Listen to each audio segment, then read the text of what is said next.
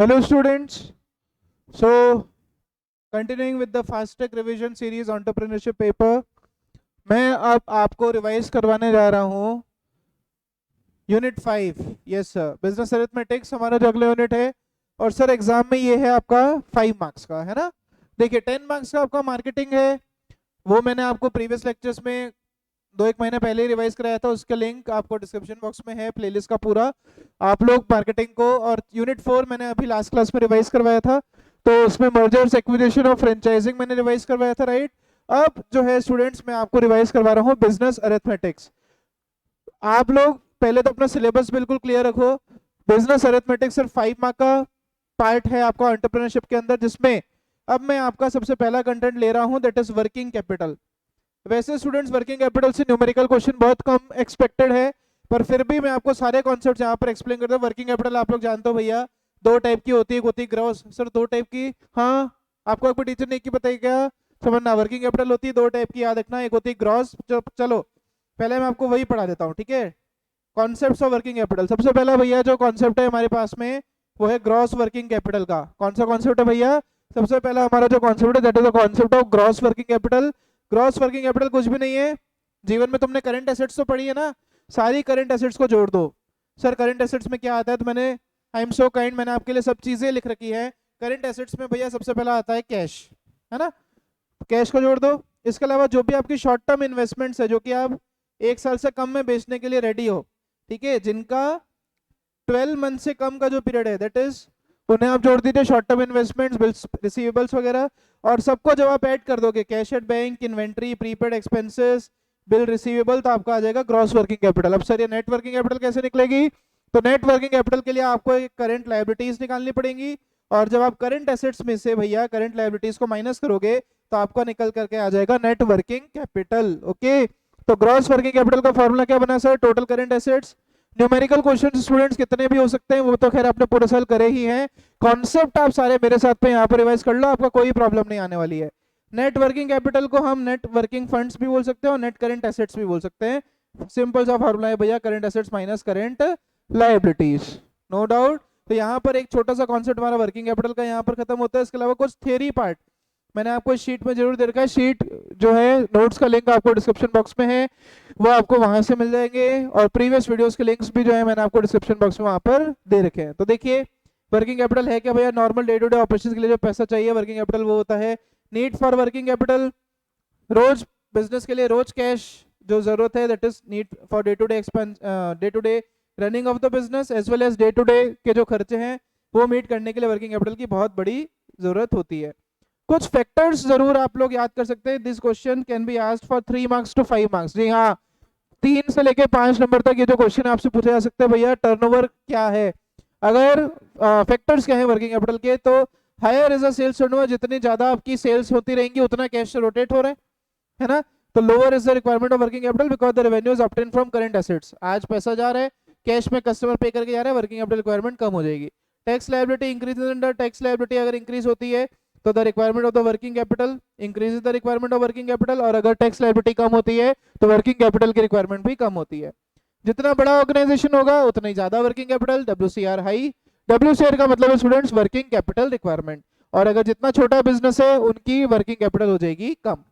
Nature of enterprise आप लोग जानते हैं, बेसिकली 2 टाइप के नेचर होते हैं, मैन्युफैक्चरिंग और कंस्ट्रक्शन।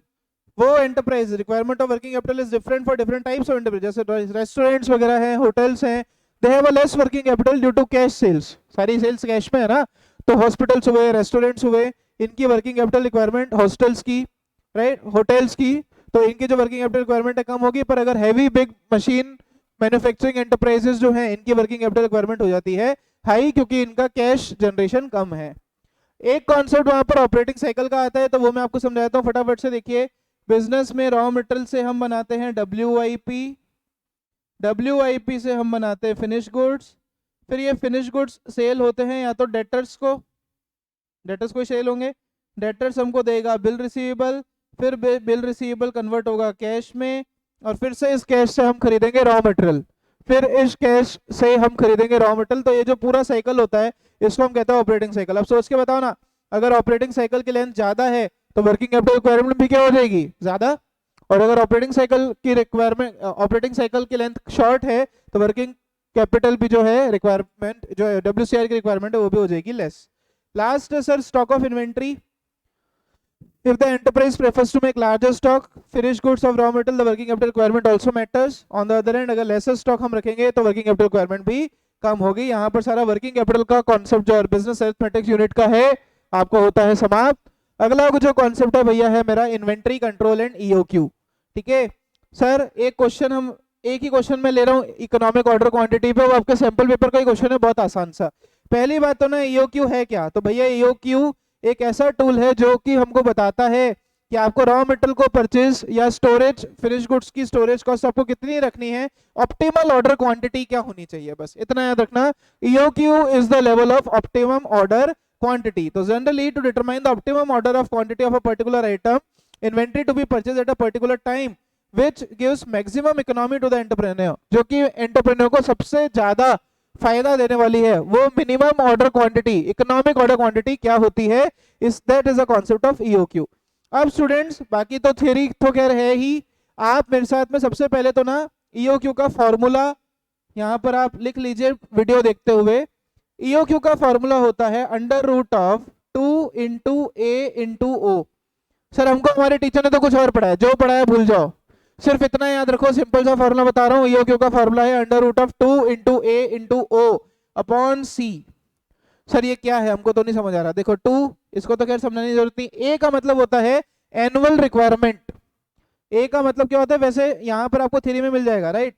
A होता है यूसेज का, कितने साल का आपको जो रॉ मटेरियल है वो यूज होगा, annual usage. 2 into A into O ordering cost per order, ordering और carrying cost per order, ordering cost of order को हम बोलते हैं O, और C का मतलब होता है that is the carrying cost per unit. C का मतलब है carrying cost per unit. Sir हमको समझ में नहीं आ रहा, तो पहले एक बार ना ये फॉर्मूला याद कर लो, मैं अभी आपको इसका सॉल्यूशन एक क्वेश्चन के थ्रू समझा दूंगा। EOQ बहुत इजी है, under root of 2 into A into O upon C। अब मैं आपको ले चलता हूं क्वेश्चन पर, आपका जो है सैंपल पेपर का ये क्वेश्चन है, राइट, जस्ट अ सेकेंड।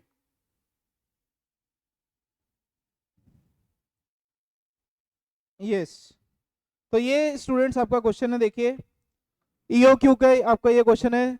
बोलते हैं सिंपल सा, पहले हम इधर फॉर्मूला लिख लेते हैं, that is under root of 2 into A into O upon C, right. 2 into A, वो कह रहे भैया एनुअल रिक्वायरमेंट है 12,000 kg 12,000 पैकेट्स की, तो 2 इंटू A हो गया 12,000। फिर आपको दिया cost of placing an order, मतलब ये O है भैया, ऑर्डर प्लेसिंग की कॉस्ट दी ना आपको। सर ये कौन सा पेपर है, हमने तो नहीं देखा, ये आपका सैंपल पेपर है, इसका भी डिस्क्रिप्शन बॉक्स में लिंक दे दूंगा, तो वहां से कर लेना, ठीक है। 2 इंटू A इंटू O का मतलब है ऑर्डरिंग कॉस्ट, तो ऑर्डरिंग कॉस्ट होगी भैया 500 रुपए, और आपको कैरिंग कॉस्ट पर holding, inventory holding cost is 300 rupees, तो 300 रुपए आपको इन्वेंट्री की होल्डिंग कॉस्ट दी। तो इसको जब हम सॉल्व कर लेते हैं, रूट को आपको सॉल्व करना खैर आता है, this is not a mathematics class, वो आप लोग सीखे हुए हैं, राइट। तो इसको जब हम सॉल्व कर लेते हैं तो लगभग हमारा आएगा अंडर रूट ऑफ 40,000, और अंडर रूट ऑफ 40,000 निकल करके आता है 200, तो 200 यूनिट जो है हमारा EOQ आता है। So that is a concept of EOQ। तो भैया EOQ भी मैंने आपको समझा दिया है यहाँ पर, राइट। तो अब हम बढ़ेंगे आगे, और EOQ के बाद भैया अगला जो कॉन्सेप्ट है जो कि मुझे आपको समझाना है बिजनेस अरिथमेटिक्स के अंदर, वो कॉन्सेप्ट है सर हमारा ROI ROE। तो इन्वेंट्री कंट्रोल जो है मैं आपको पढ़ा चुका हूँ, EOQ में आपको पढ़ा चुका हूँ। अब लास्ट कॉन्सेप्ट आ जाता है मेरा ROI और ROE का। 2 फॉर्मूले सिर्फ याद करवाऊंगा और एक सैंपल पेपर का क्वेश्चन कराऊंगा, आपका काम ROI और ROE का हो जाना है।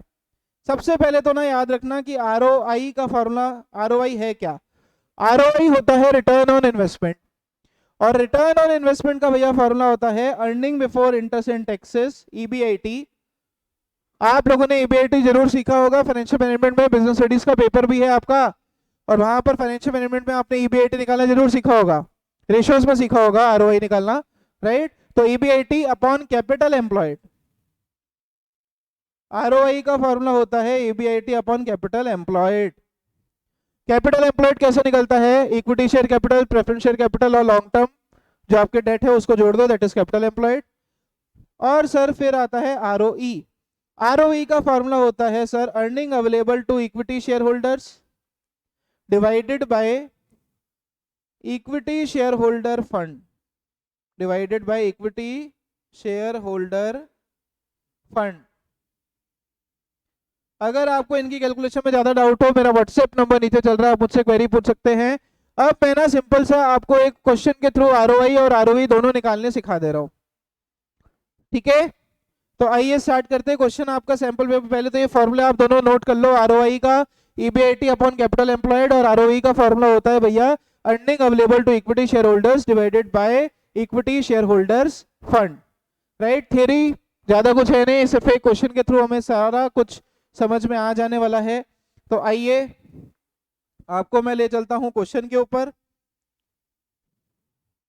तो क्वेश्चन सर जो है आपके सैंपल पेपर का ही है, हम उसका सॉल्यूशन अभी यहाँ पर जरूर कर देने वाले हैं। यहाँ पर आपको कैलकुलेट करना है ROI for multi international limited, जिसकी सेल्स जो कि इंस्टेंट शेक्स और कुछ प्रोडक्ट बनाती है, राइट।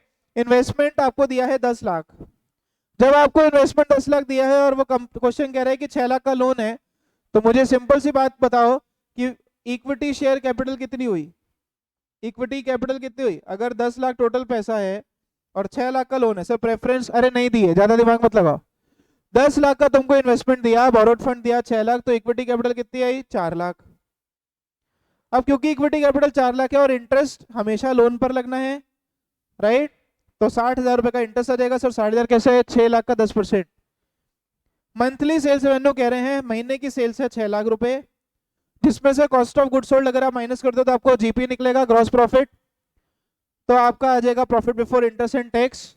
आगे का खेल तो आप लोग जानते ही हो, उसमें से आपको क्या माइनस करना है, profit before interest and tax, that will be your operating profit.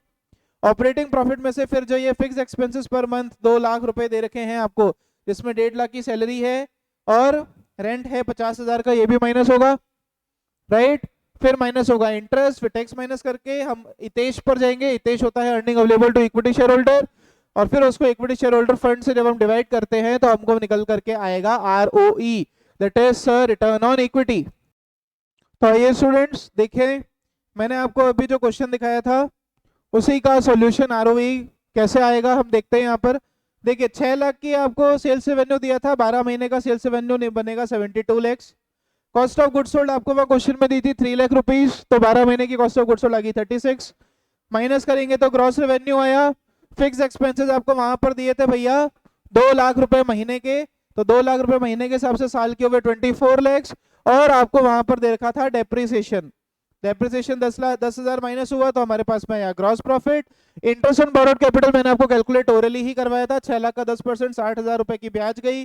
Profit before interest and tax निकला, उसके बाद निकला टैक्स की रेट वहां दे रखी है, नेट प्रॉफिट आफ्टर टैक्स। तो इसे की तो हम कहते हैं earning available to equity share holder. 9,04,000 रुपए earning available to equity share holder आया। 4 लाख रुपए का इक्विटी कैपिटल मैंने आपको कराया था, तो आरओवी निकल करके आ जाता है 226%, क्योंकि परसेंट में इंटू करना बिल्कुल याद रखेंगे। तो यहां पर जो है आपकी जो यूनिट है that is business arithmetics, ROE, ROI, EOQ और वर्किंग कैपिटल मैनेजमेंट सारा होता है खत्म।